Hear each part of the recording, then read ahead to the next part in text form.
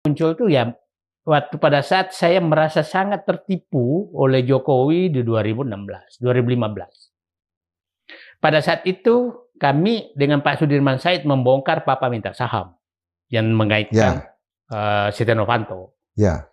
Setelah itu ada perintah agar ini dihentikan.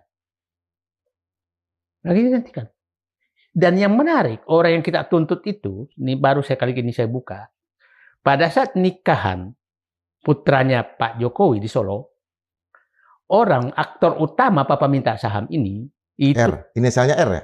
Ya. RC. Ya. Aktor utama itu.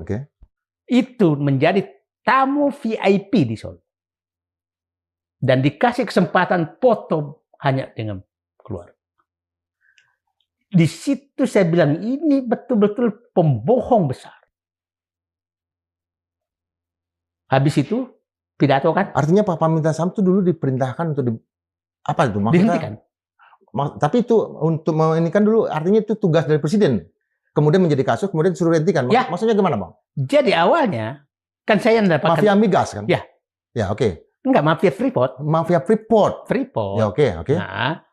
Nah, ini kan saya dapatkan rekaman bahwa ini ada bagi-bagi saham, termasuk menyebutkan nama presiden, dapat berapa, ini berapa, ini semua kan.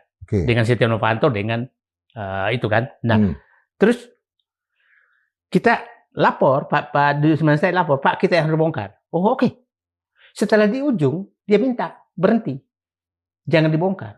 Nah, setelah itu, Pak Sudirman Said menyatakan, sebentar Pak, ini masalahnya rekaman itu ada di Said Didu. Semua dokumen ada Said Didu. Said Didu bukan orang gampang.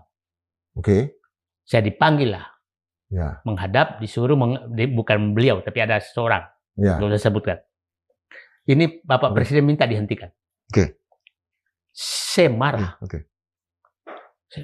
Saya marah. Jadi dua penyebab marah saya.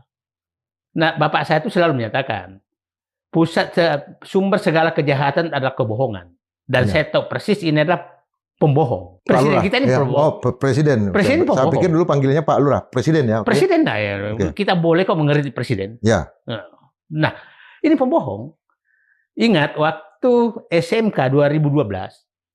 Waktu mobil SMK 2012, saya Ketua Umum Persatuan Insinyur Indonesia. Ya, betul. Sudah dibujuk agar mengakui. Saya menyatakan ini pembohong. 2012. Nah, jadi memang saya lihat pembohong kan, terbukti kan pembohong. Nah, setelah itu, ingat pasti Bung Indra Piliang masih ingat pidato dia, karena besok hari Minggu tuh nikahan anaknya Setia Novanto. Ya. Dia lagi pusing, apakah hadir apa tidak. Makanya kalau dia berhasil menekan kita untuk menghentikan, maka dia kemungkinan mau hadir. Ya. Malam Minggu itu 5:30 dia pidato, aku ora sudi namaku dipakai-pakai di Papa Minta Saham. Di situ saya orang ini munafik ini sebenarnya. Dia baru menekan kita untuk menghentikan, tapi pura-pura jadi pahlawan. Ini yang saya sedihkan karena begini. Kita harus memberikan pelajaran bahwa pemimpin harus bertanggung jawab. Jangan ada satu keluarga yang bebas melakukan apa saja negeri ini seakan-akan bebas tidak bertanggung jawab. Bayangkan kita tiap hari dilecehkan oleh keluarga ini. Tiap hari. Kita mengkritik Mulyono, bikin kaos Putra Mulyono. Kita bikin memprotes dia pakai jet pribadi. Dengan gininya menyatakan saya kasih hadiah jet pribadi. Ini keluarga ini sudah melecehkan bangsa Indonesia. Kritik kita yang sangat keras. Pak Harto sekuat-kuatnya nggak pernah melecehkan Bung Karno sehebat-hebatnya tidak pernah melecehkan publik. Pak Gus Dur yang dukungannya bagus sekali tidak pernah melecehkan publik.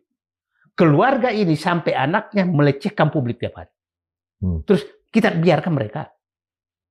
Ini orang menyatakan, kenapa benci sekali? Aku benci pembohong dan orang sombong di negeri ini. Nilai-nilai yang itu value-nya yang harus diinikan. Orang tidak beretika kayak begini, kok kita hormati? Fufu-fafa kayak begitu, kok kita harus hormati? Ini penting sekali. Itulah kenapa saya waktu Profesor Jimli Asidiki menyatakan kita maafkan. Ini masalah etika, bukan masalah masa seorang yang etikanya seperti itu menghina seperti itu, kok kita harus maafkan. Nah, ini saya ya mohon kelihatan ini saya marah. Ya. Bapakku perintis kemerdekaan, jadi mungkin darahnya itu masih ada di dalam hati saya, maka saya tidak pernah bisa rela melihat ada suatu kelompok yang seakan-akan bebas berbuat apapun di negeri ini tanpa sanksi apapun. Itu harus kita tegakkan.